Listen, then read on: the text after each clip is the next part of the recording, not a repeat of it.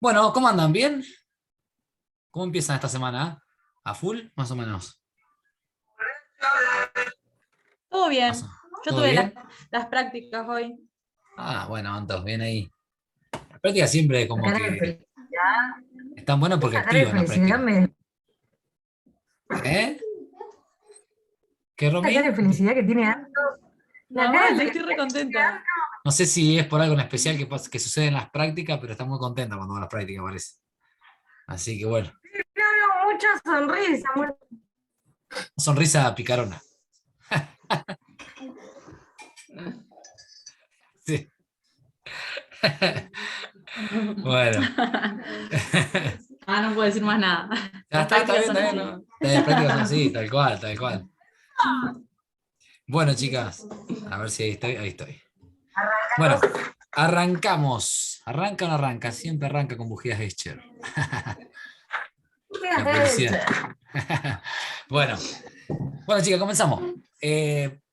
Temática, retomamos la unidad 2, retomamos lo que habíamos comenzado un poquito en el encuentro presencial, que empezamos a debatir sobre pobreza. Vamos a ver hoy todos los autores del trabajo práctico número 3. Ahí entonces vamos a compartir pantalla inmediatamente, así no me olvido de nada. Denme 2 segundos, ustedes me dirán cuando esté compartiendo pantalla.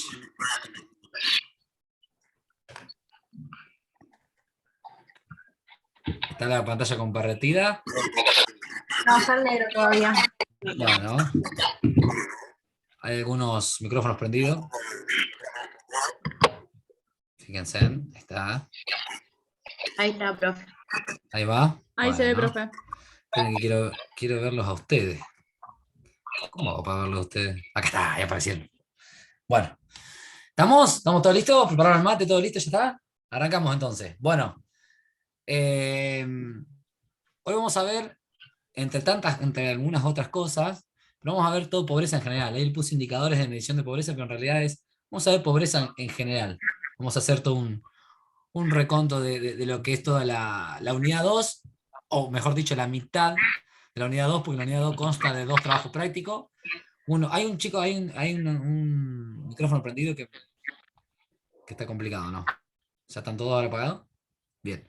Eh, entonces le decía, es el trabajo práctico número 3. Ahí están los autores: Zampani, Feijó, Pérez Fuente, Sotomayor. Son todos los. Gracias. Ahora sí, gracias. Ahora sí, entonces, tenemos todo. Vamos a comenzar con. Bueno, primero comenzamos con. Nada, no tienen muchas ganas de estar acá, seguramente. Es lunes, es complicado, así que bueno, están como mero, ¿eh? Bueno, ¿por qué estoy aquí? No sé, están acá porque bueno, eligieron la carrera y me tienen que soportar, así que, sorry, por lo menos por este año me tienen que soportar. Bueno, esto es otra de las cosas que sucede muy a menudo, que tengo problemas con la cámara, profe. Bueno, los problemas con la cámara ahí están, más en esta hora, que nos agarra hambre a todos. Yo acá estoy con el mate. ¿Eh? Bueno, un poco de humor para empezar. Bien, comenzamos entonces. Bueno, vamos a comenzar primero con un término que no lo nombré en la. Me está matando ¿A ustedes también les pasa que tienen un sonido que. Ahí está, ahí salió. Ahí está, ahora sí. Bien. Un término que no hablamos, o lo hablamos pero muy por arriba, que es el tema de la exclusión. Chicas, cuando tengan alguna duda, chicas y chicos, cuando tengan alguna duda, me paran, ¿eh? No hay ningún problema. ¿Eh? Me paran, abren el micrófono y hacen la pregunta. Comenzamos entonces. Exclusión lo podemos definir. Tranqui, no tienen que anotar eso, te iba a decir. No tienen que anotar todo porque yo esta diapositiva después se las paso por WhatsApp. Se las paso al grupo. ¿Eh? Así, tranqui. O sea, si quieren anotar no hay problema, anoten, pero anoten como apuntes muy, muy así, muy como conceptos centrales. O bien, si no, seguimos la conversación. Después les paso todo, tranqui. Bien, la exclusión entonces sería como la imposibilidad o la dificultad, porque a veces directamente lo imposibilita o a veces se dificulta, que tiene una persona o un grupo para acceder y participar, sobre todo en lo que tiene que ver con la esfera económica, cultural y política de sociedad. ¿Por qué hablo solamente, por qué hablo de la esfera económica, social, económica, cultural y política? Porque siempre cuando se habla de exclusión, parece que hablamos solamente de una exclusión que tiene que ver del orden tipo económico. Y lo que yo intento hablar acá con ustedes y lo que intentamos vamos a dimensionar hoy es que la exclusión, tanto la exclusión como la pobreza, son fenómenos multidimensionales, son problemas complejos. Yo les pasé hace poquito una diapositiva, mejor dicho, sí, como una historia para publicar, digamos, de las que yo siempre les suelo hacer, que, digamos, para problemas complejos, soluciones complejas, ¿no? No hay soluciones simples a los problemas. Entonces, la pobreza es una de esas, es un problema complejo, una problemática compleja, y que es multidimensional. Quiere decir eso que abarca diferentes dimensiones. Eh, Dice, como resultado de ello, los individuos y comunidades no pueden pertenecer y participar plenamente en la sociedad porque sus vínculos sociales se debilitan o se rompen. Entonces, digamos, en esas tres dimensiones que vamos a ver, que es la económica, la social y cultural y la política, la social y cultural van de la mano, vamos a ver esto de que siempre se habla, o por lo menos en los medios de comunicación hegemónicos y demás, se habla de una exclusión económica nomás. Lo cual es un concepto erróneo, es como querer hablar de pobreza solamente teniendo en cuenta los ingresos. ¿Eh? Uno no es pobre solamente por falta de ingresos, se es pobre por varias cuestiones, por varias dimensiones, por varios aspectos, que es lo que vamos a ver durante la clase de hoy. Bueno, como dice la diapositiva, en la parte de la dimensión económica tiene que ver, sí. ¿Qué pasó, Romy? La pobreza, vos decís que no es todo la pobreza económica, pero la pobreza económica no es la que desencadena la pobreza cultural y la pobreza social. Ya lo vamos a ver durante el recurso de la Claro. tarde, durante el curso de la clase vamos viendo eso. ¿Eh? Bien, Romy, buena pregunta. Déjamela ahí en el tintero y la retomamos un ratito, ¿dale? Déjamela ahí, anotada, anotala si querés, para no olvidarte. ¿Me escuchan? ¿Me colgué? ¿Estoy? Alguien que me diga Romy, o Flor y Anto, que son las que veo.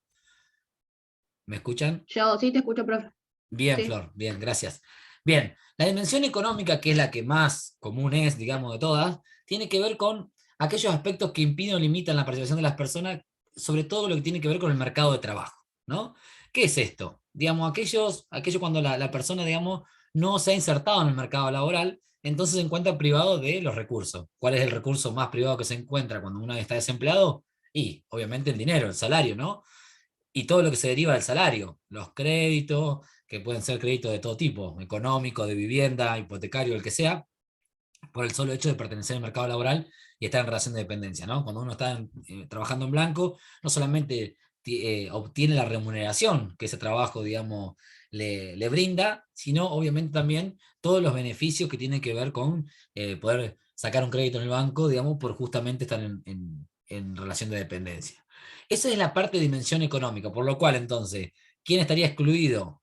¿Quién estaría excluido económicamente? Y aquellos justamente que están desocupados, ¿no? Esa sería la exclusión económica.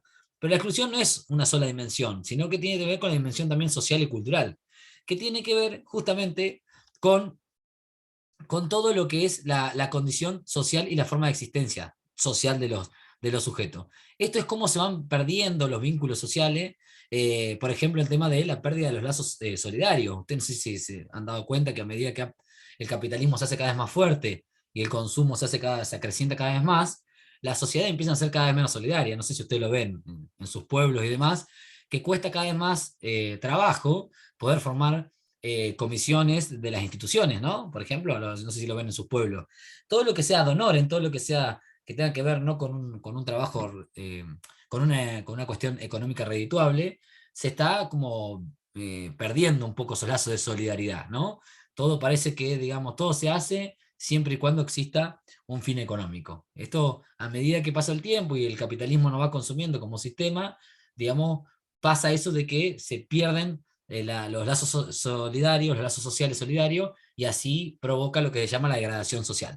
Esa también sería una forma de exclusión, digamos, ¿no? Y otra dimensión es la dimensión política, que tiene que ver con el ejercicio pleno de los derechos civiles, políticos y humanos que garantizan la participación ciudadana. Esto tiene que ver sobre todo con las minorías étnicas, religiosas, los migrantes y demás, que a veces parece estar, a veces no, sino la mayoría de las veces están privados de manera total o parcial de los derechos como ciudadanos.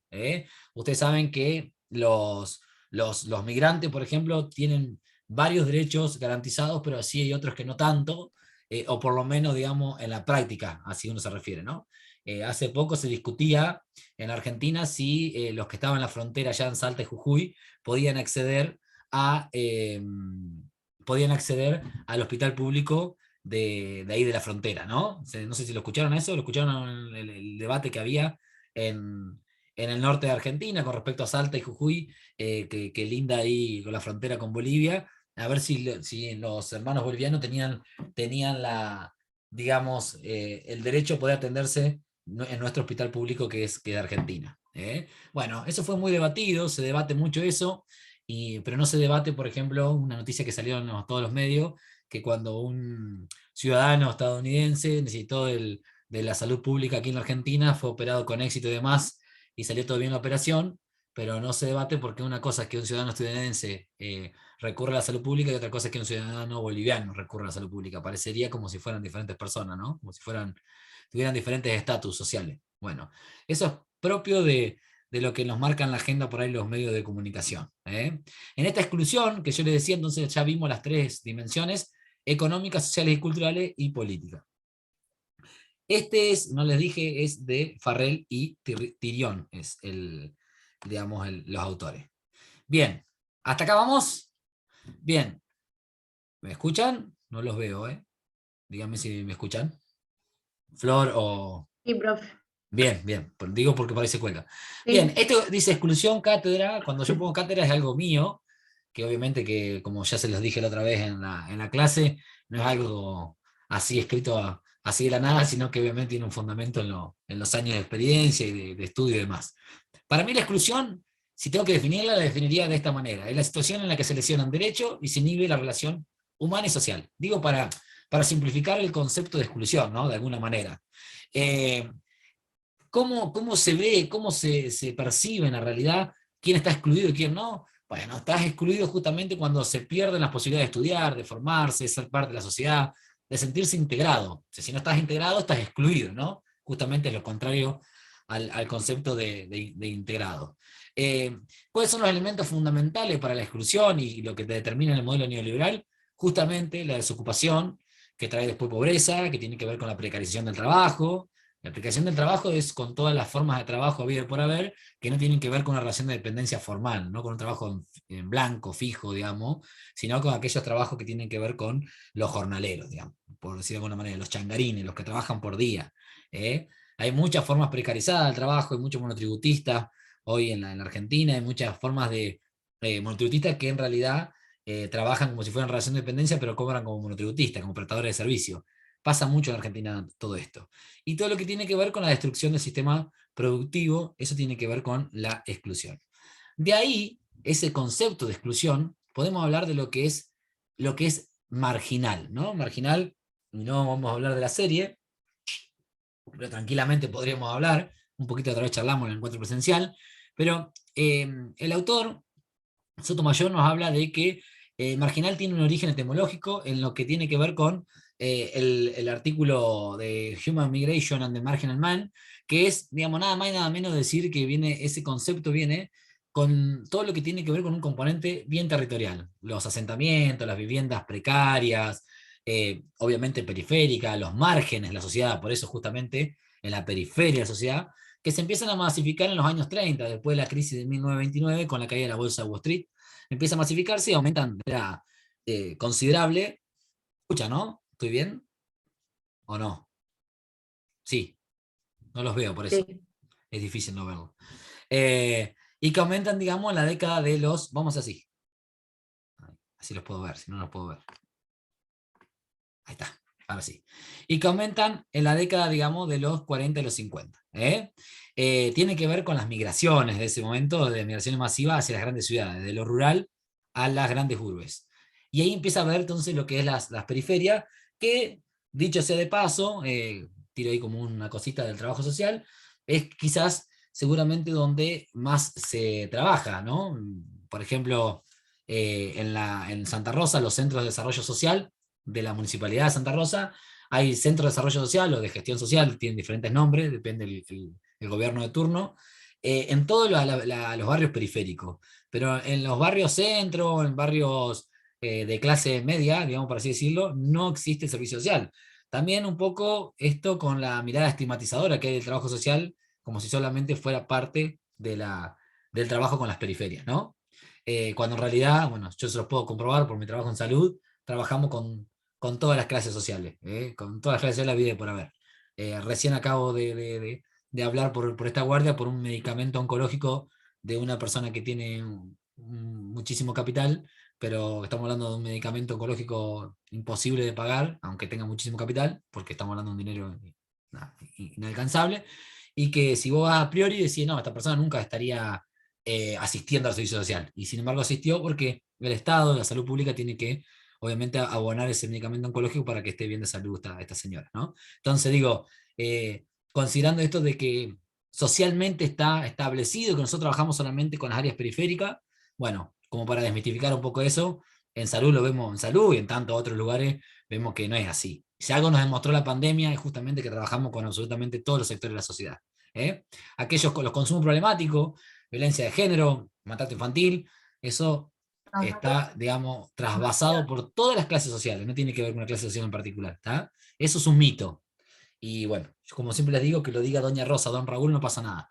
El tema es que lo digamos nosotros, ¿no? Nosotros no podemos decirlo. Bien. ¿De dónde viene esto de marginal, no? ¿De dónde viene esto de alguien que está, digamos, está al margen de la sociedad, está afuera, está en la periferia? ¿De dónde viene? Tiene que ver justamente con los asentamientos que hay en los diferentes países de Latinoamérica. Obviamente que ustedes ya saben que en Brasil se llaman las famosas favelas.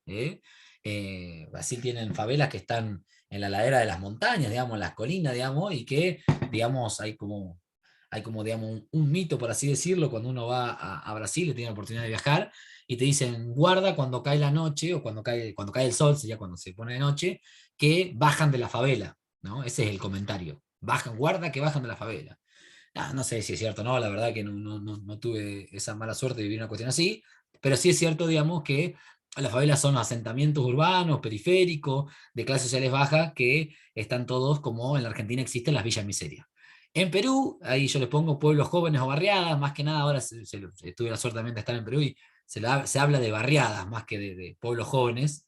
Antes se hablaba de pueblos jóvenes como una connotación más tranqui para hablarlo de otra manera, para que no sea tan peyorativo, pero en realidad son barriadas. Las barriadas son justamente cuando te dicen en Perú, guarda, no te metas ahí porque una barriada es una villa miseria nuestra, digamos, un asentamiento periférico.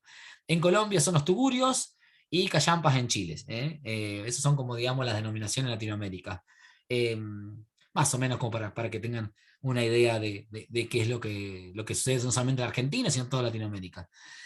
De ahí, de esto de marginal, se desprende el concepto que ya empezamos a ver un poquito la otra vez, que es el concepto de pobreza, ¿no? La pobreza, como yo les dije en el encuentro presencial, es un problema que afecta a la humanidad toda a lo largo de la historia, no es de ahora, ¿no? Te dicen, no, la pobreza es ahora, desde los gobiernos tal, desde que, no sé, no, la otra vez escuché una locura de un colega decir, no, desde cuando estaban se los digo como lo dijo, cuando estaban los milicos no había pobres, ¿no? Cuando fue la dictadura, cuando fue el golpe de Estado del 76. Bueno, concepto totalmente erróneo, obviamente, hay que leer un poquito de historia como para, si no la viviste, hay que leer un poco de historia para darte cuenta que eso es un concepto totalmente equivocado, ¿no?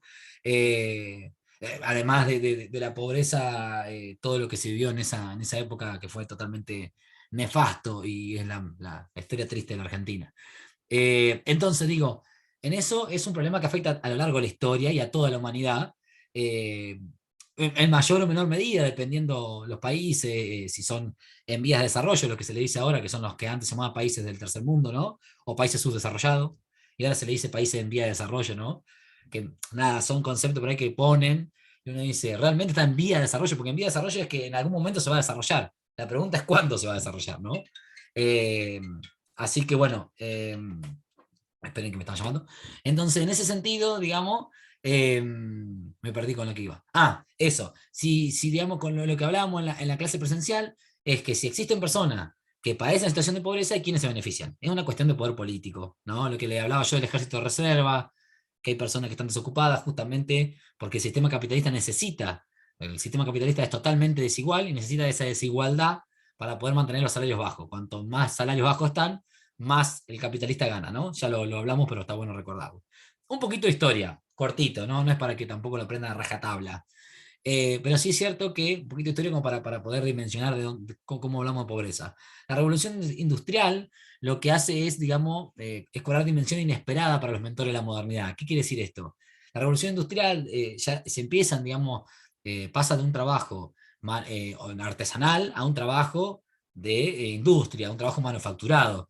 Por lo cual ya uno no se fabrica, uno no es un artesano y construye su propio alimento y construye sus propias cosas y demás, sino que uno pasa a ser los dueños de los que antes eran talleres de artesanías, digamos, pasan a ser empleados, ¿no? Y empieza todo esto de empleado-patrón, esa revolución industrial, que después se conjuga de manera global, digamos, con la Revolución Francesa, 1789, 1800, digamos, con los conceptos básicos, los principios básicos que son libertad, igualdad y fraternidad. Conceptos que son hermosos decirlo, pero bueno, hay que ver ya en el 2022 si estos conceptos se aplican o no, ¿no? Libertad, igualdad y fraternidad.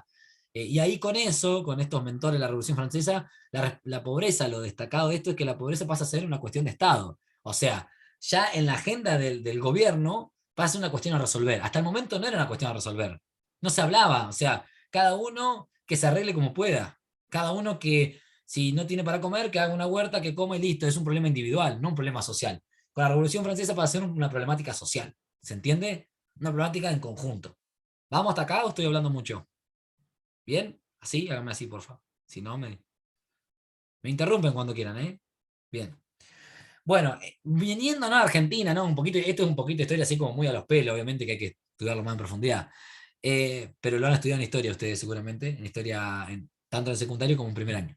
En la Argentina, para hacer un recorte desde el peronismo hasta la actualidad, podemos hablar de que el peronismo tenía una política de bienestar social, desarrollo productivo, educación permanente, y yo lo pongo en mayúscula ahí en la diapositiva porque me parece que es lo más importante del gobierno peronista, es el reconocimiento de los derechos laborales, ¿no? O sea, se reconoce al gobierno de Juan Domingo Perón como un gobierno que, digamos, recuerden que Perón venía de trabajar en la Secretaría de Trabajo y demás, por ende, ese acercamiento a los empleados y tratar, digamos, como de alguna manera reconocer esos derechos laborales que, bueno, que hoy fueron conquistados y que hoy en día nosotros, todos ustedes y yo y todos los que estamos acá, hoy podemos disfrutar.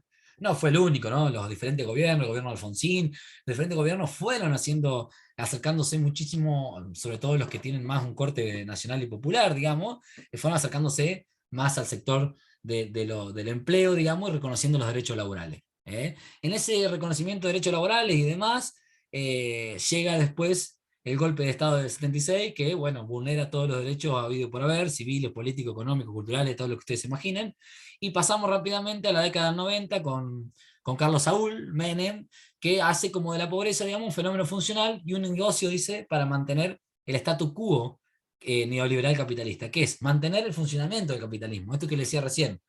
El gobierno de Menem fue obviamente un gobierno más cercano a los empresarios que al sector de empleo, del sector empresariado, y no tan cercano al sector, digamos, de los empleados, ¿no? De los trabajadores.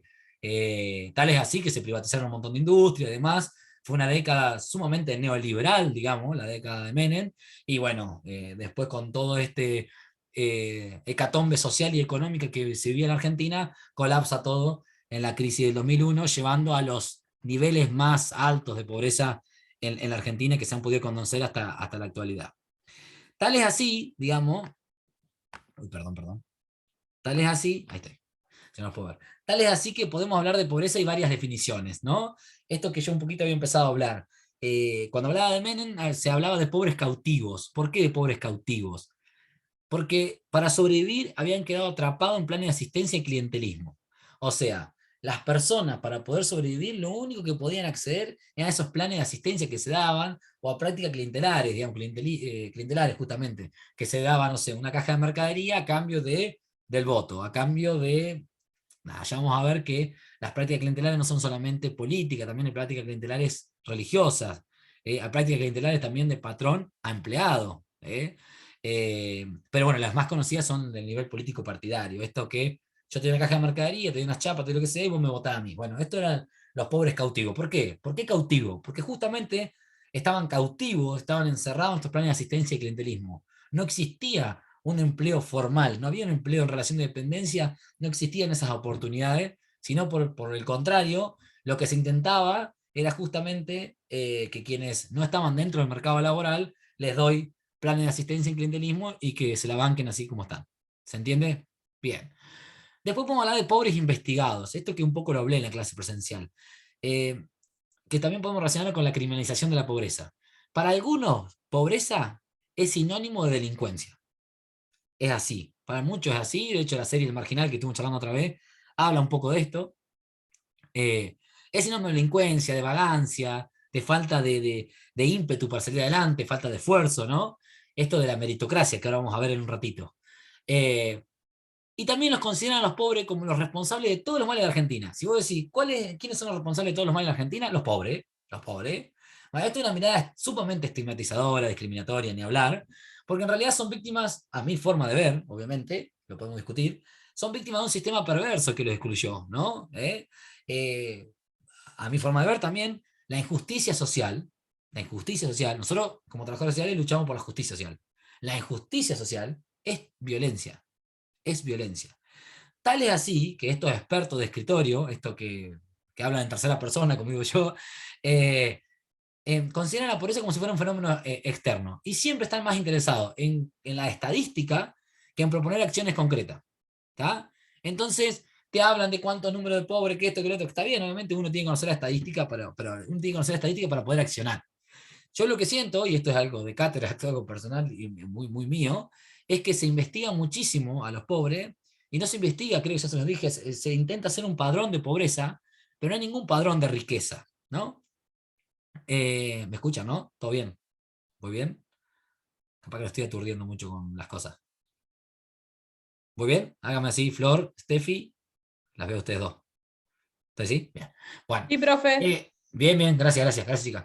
No, pues por ahí estoy aburriendo y me dicen.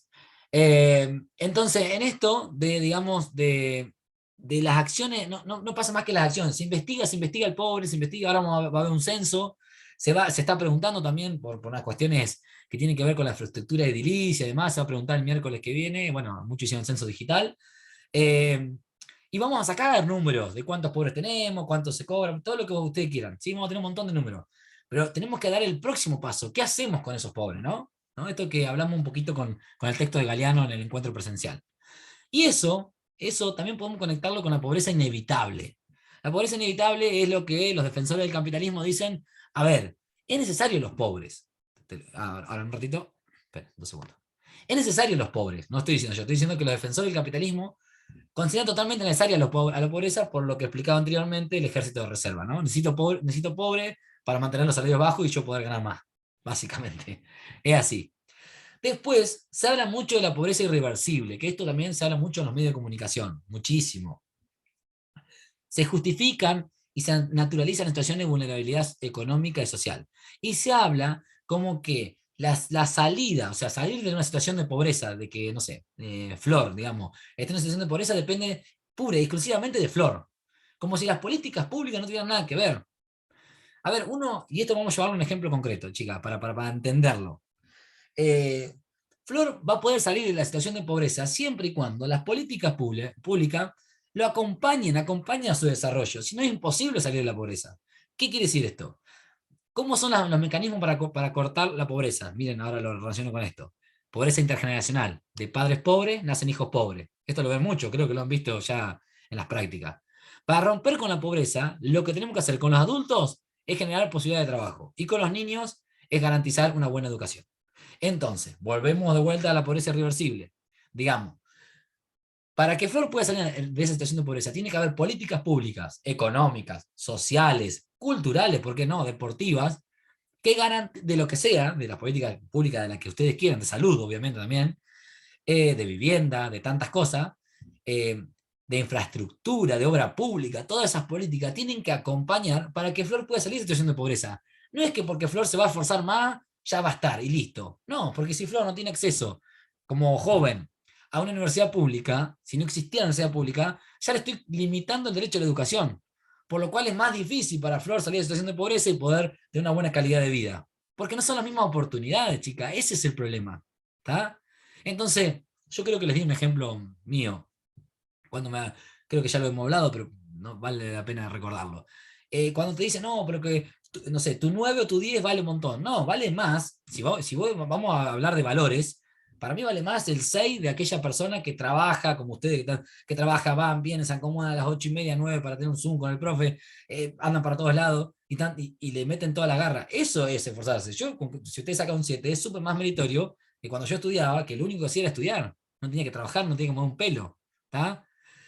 Entonces digo, esto de los méritos, esto de que los medios hegemónicos de comunicación, los empresarios, el sistema capitalista, el sistema neoliberal, nos quieren instalar en la sociedad que la pobreza es culpa nuestra, es culpa del individuo, como si el sistema no tuviera absolutamente nada que ver.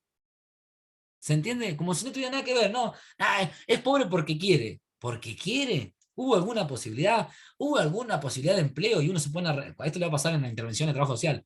Van a buscar las historias sociales, van a preguntarle a la familia. Alguna vez, yo la otra vez tuve que entrevistar a una familia y una chica que ahora es compañera mía de trabajo, por suerte, no, por suerte no es por suerte, porque se lo ganó. Eso sí que se lo ganó a base de tanto meterle para adelante. Es compañera mía de trabajo ahí en el hospital, en el sector de limpieza, y me dijo, me dice, tiene, bueno, cerca de 40 años, y me dice, este es el primer trabajo en la pandemia, en plena pandemia, sector de limpieza en un hospital, con el quilombo que es. Este es el primer trabajo que voy a tener en blanco. Yo no sabía, Mate, no sé ni lo que es abrir una cuenta en el banco, no tengo ni idea qué es un recibo de sueldo, no sé cuánto voy a cobrar, no sé. Eso es exclusión social, es la ausencia del Estado en su máximo esplendor. Eso no le busques otra vuelta. No es la culpa de ella que no quiso salir adelante. ¿Qué sabe si es así? Es una mirada estigmatizadora. Uno cuando se pone a charlar dice, no, mirá, yo repartí currículum por todos lados, estuve trabajando en esta casa, estuve trabajando allá, acá, intenté estudiar, pero la verdad que no me encuentro con el estudio porque me cuesta mucho aprender. Y ahí también hay una exclusión de parte de la escuela, de no esforzarse, del sistema educativo, del Estado sería en sí, para que esa persona pueda acceder a los estudios primarios, ¿tá? O secundarios en todo caso. Entonces digo, acá no hay culpabilidades personales, porque eso es reducir a que la pobreza es un problema individual. Y la pobreza no es un problema individual, es un problema social, complejo y multidimensional. Si quieren pueden ponerlo, pueden anotarlo. Bien, ¿se van teniendo hasta acá o voy muy rápido? Ahí hay varios conceptos, por eso digo. Tranqui, después se los paso todo.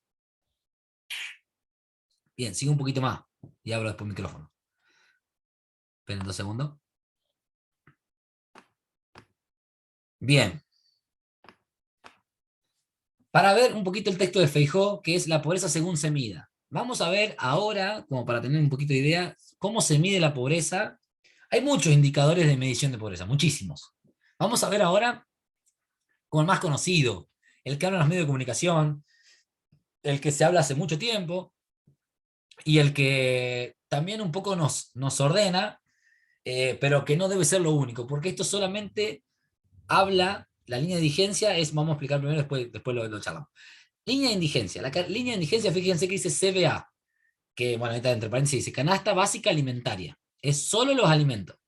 O sea, cuando no podemos, como familia, vamos a suponer, mi familia, estamos diciendo cuando hablamos de familia, hablamos de una familia tipo, que ya no se dice más así, pero como para usted decirlo, una familia, digamos, de 4 integrantes, vamos a ponerlo así, más que familia tipo, familia de 4 integrantes, y que esa familia de 4 integrantes tiene sueldos, tiene ingresos económicos, sean sueldos o lo que sea, salarios o beneficios sociales, derechos sociales o demás, que, digamos, no llegan a cubrir los alimentos básicos.